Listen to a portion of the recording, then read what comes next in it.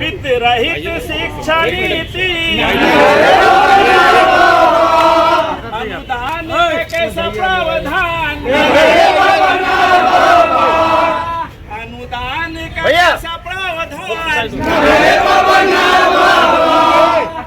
कांग्रेस की लाई यह नीति 38 वर्षों से जारी, बिहार के शिक्षा सिस्टम की यह लाइलाज बीमारी। नमस्कार, आप देख रहे हैं रिपब्लिकन न्यूज़ और मैं हूं शिवम कुमार। इस वक्त हम मौजूद हैं जेडीयू पार्टी दफ्तर में, जहां पे आप तस्वीरों के माध्यम से देख सकते हैं कि किस तरह वृत्त रहित शिक्षक जो हैं वो प्रदर्शन कर रहे हैं। जेडीयू कार्यालय में अपने हाथों में बैनर पोस्टर लेकर देख सकते हैं कि जैसे लिखा हुआ, महिलाएं भी हैं, कुछ लिखा हुआ है वृत्त रहित शिक्षक कर्मियों को अनुदान के नाम पर ठगना बंद करो। ये जितने भी महिलाएं हैं, पुरुष हैं, सभी शिक्षक जो हैं वो जेडीयू दफ्तर में आए हैं और यहाँ पे प्रोटेस्ट कर रहे हैं। हम इनसे बात करने की कोशिश करेंगे। मैम, क्यों आई हैं आप लोग आज? हम लोग आए हैं, जो हम लोग वित्तरहित शिक्षक हैं और हम लोग सरकार से अपनी मांग को रखने आए हैं कि उन्होंने हमें 38 वर्षों से हम लोग जो कार्य कर रहे हैं वो बिना वेतन का कर रहे हैं। आज तक हम लोगों को कोई वेतन नहीं दिया गया और 8 वर्षों से जो भी नीतीश कुमार सरकार ने जो हम लोग को अनुदान देने की बात कही थी, वो भी हमारा 8 वर्षों से बकाया है, जो अभी तक नहीं मिला है।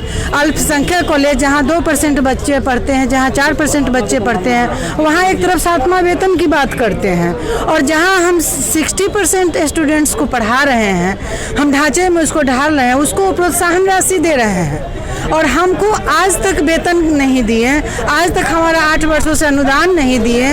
ये संक्रमण काल में हम किस स्थिति से हम सारे वित्त रहित गुजर रहे हैं। हमारे बीच से प्रति साल अभी इस महीने में सिर्फ एक कॉलेज से बताएं तो 8 लोग मर गए हैं दवा के अभाव में, इलाज के अभाव में।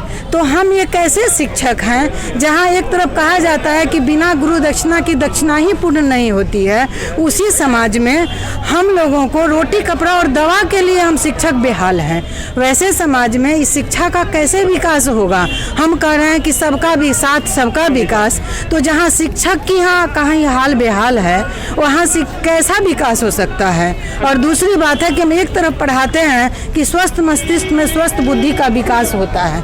हम सबसे पहले अपने बच्चों को पढ़ाते हैं। यहाँ तो शिक्षक ही कुपोषण का शिकार है, मानसिक रूप से, शारीरिक रूप से, सामाजिक रूप से। हमें कोई कहीं प्रतिष्ठा नहीं मिल रहा है, कहीं सम्मान नहीं मिल रहा है। हम कंस्टिट्यूएंट यूनिट के तरह ही पूरा योगदान दे रहे हैं, सारा काम कर रहे हैं, तो हमारे साथ फिर इस तरह का सौतेला व्यवहार क्यों हो रहा है? जेडीयू दफ्तर ही आपने क्यों चुना प्रदर्शन करने के लिए? क्या लग रहा है कि यहाँ पे आपकी बात सुनी जाएगी?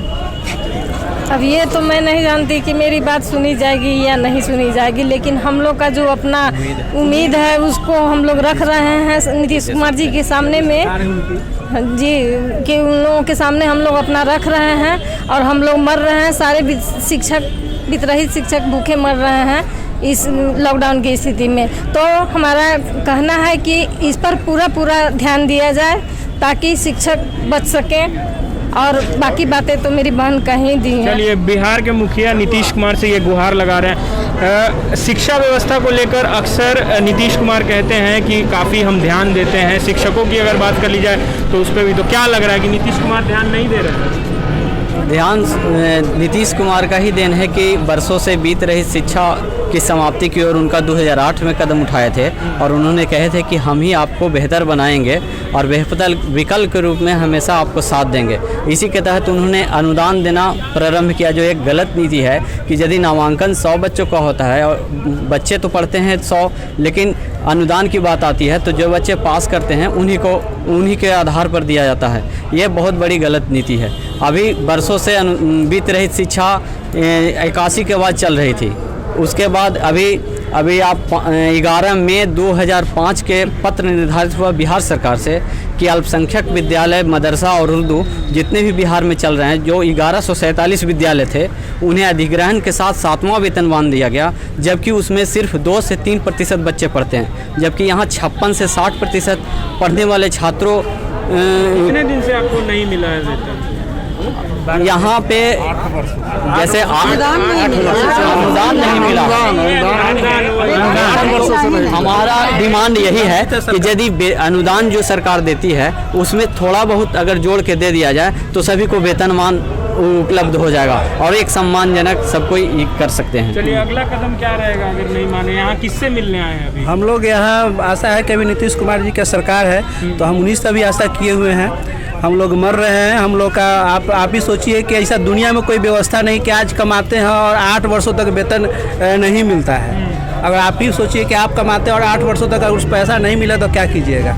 और दूसरी चीज़ है कि जो भी कुछ होता है एक्सीडेंटल भी होता है किसी भी व्यक्ति का तो उसमें 4 लाख रुपए मिलता है, लेकिन यहाँ के शिक्षक अगर मर जाते हैं तो 1 रुपया अभी कफन के लिए भी सोचना पड़ता है। और इस समय जो मूल्यांकन हुआ उसमें हम लोग कोरोना जो हुआ उसके बावजूद भी मूल्यांकन का कार्य किए, हम लोग सरकार का सहयोग किए, इससे भी हमारी बात को सुना जाए, लेकिन नहीं सुना गया। तो इसको रखा जाए। अच्छा, चुनाव है मैम 2020 इसी साल, तो क्या लग रहा है नीतीश कुमार का क्या है?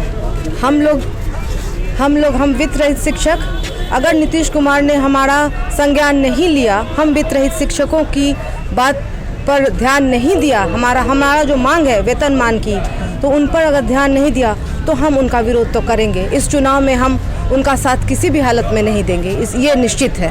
चलिए, तो वृत्त रहित शिक्षक जो हैं वो ठान लिए हैं कि अगर उनकी बात नहीं मानी जाती है तो इस बार विधानसभा चुनाव में नीतीश कुमार का समर्थन वो नहीं करने जा रहे हैं। ऐसे अपडेट आपको रिपब्लिकन न्यूज़ पहुंचाते रहेगा। अभी के लिए फिलहाल इतना ही, नमस्कार।